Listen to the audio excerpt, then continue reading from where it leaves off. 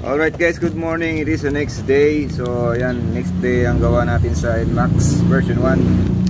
So nakabili na siya ng ng flyball. Ayan, itigisa pa ang benta nito no? Pala nakabultuhan. And filter. So replacement parts lang ng filter. Also meron din tayong sa oil seal. So sabi ko isa lang papalitan, pero sabi niya dalawa na lang daw para in kaso na magka-leak yung isa, para bago na yung dalawa. And ito yung available na dito pork oil ewan ko lang, hindi ko pa na-try magamit to. So first time ko magamit to na pang pork oil. Alright, so ikabit na natin guys. Let's go. Alright guys, so bago natin ikabit yung flyball, timbangin natin yung stock nya, tinanggal natin. So ito medyo hindi pa ganun podpod. So yung timbang nya is 12 grams. So ayan, ito naman yung bago. So check natin kung 12 grams ba. Alright, so same 12 grams. Kasi hindi kasi naka-indicate dito na kung ilang gramo. Pero yung stock nya, so para ma-check natin is ito pala. Ayan. So hindi naka-indicate kung ilang gramo no? So at least yun yung part number. Tapos ito 12 grams. 13 pa nga Yun, ulitin natin. So 12 lagi, 13. So 12 grams lang siya. Meron siyang lang, meron siyang difference na 1 gram. So check natin lahat. Alright guys, so na-check natin. So importanteng masigurado natin guys para balance yung flyball no.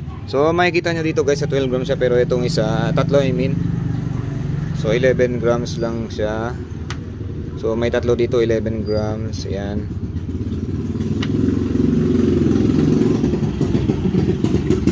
Dali na 11 ka. 11 lang siya. Itong tatlo naman 12 grams. Ba't nag-11? 12 kanina yan So may problema ang ating timbangan. 30 naman ngayon. Ayan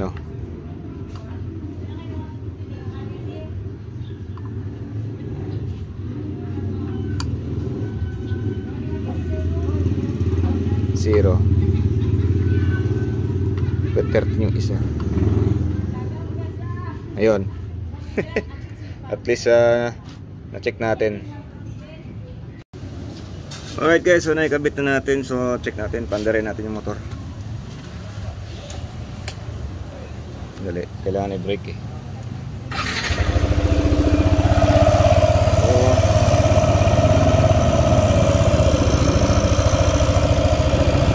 ayan siya guys. So rev natin ng kaunti.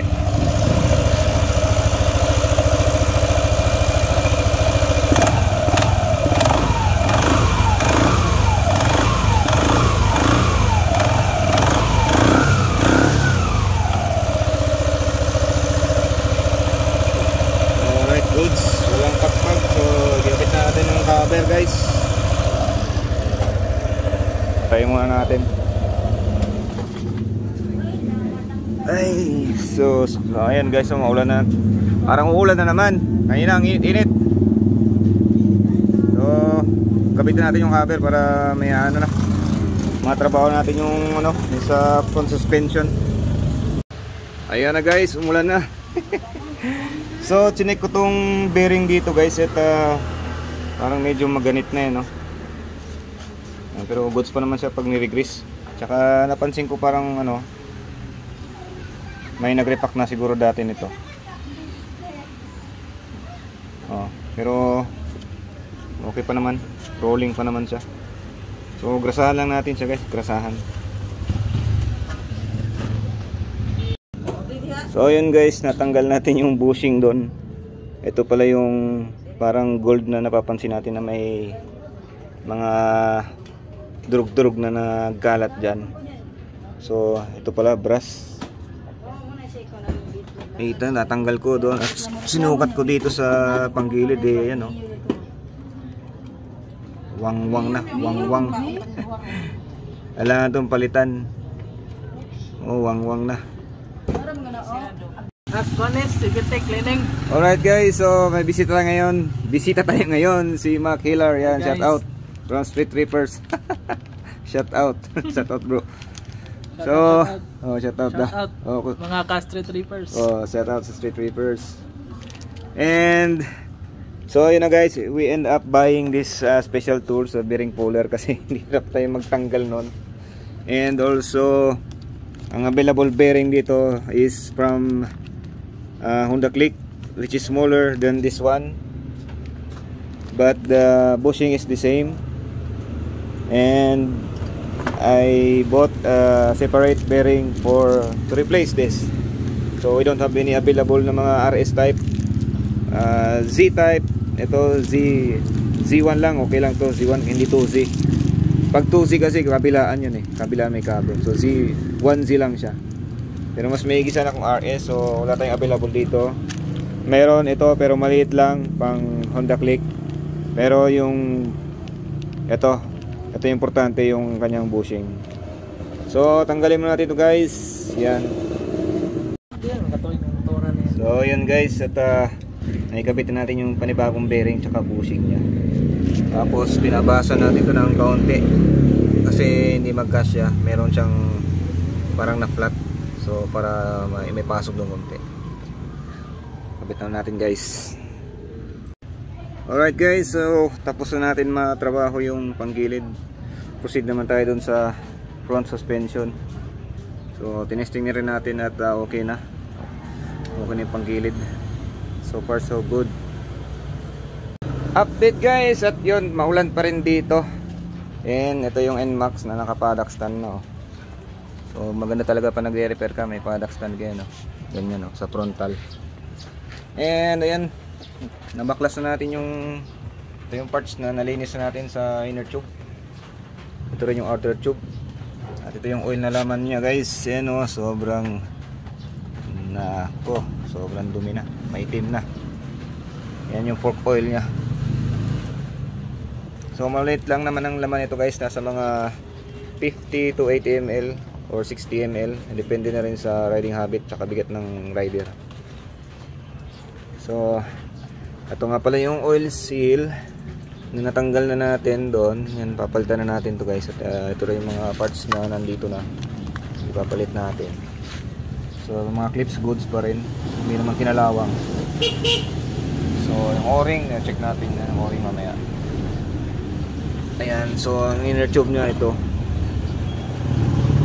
ewan ko bakit may brown dyan.